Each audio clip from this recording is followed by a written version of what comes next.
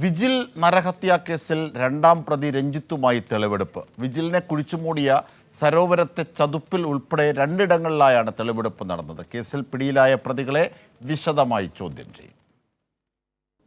Kozhikode vigil നരഹത്യാ കേസിൽ ആദ്യമായാണ് പിടിയിലായ 3 പ്രതികളെയും ഒരുമിച്ചിരുത്തി ചോദ്യം ചെയ്യുക.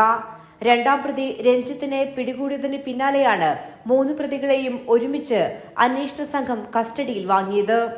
ബ്രൌൺ ഷുഗർ കുത്തിവെച്ചത് ഓവർഡോസ് ആയതാണ് മരണകാരണം എന്നതാണ് പ്രതികളുടെ മൊഴി. കേസിൽ ആദ്യം പിടിയിലായ നിഖിലും ദീപേഷുമാണ് ഇക്കാര്യം അന്വേഷണ സംഘത്തിനോട് വ്യക്തമാക്കിയത്.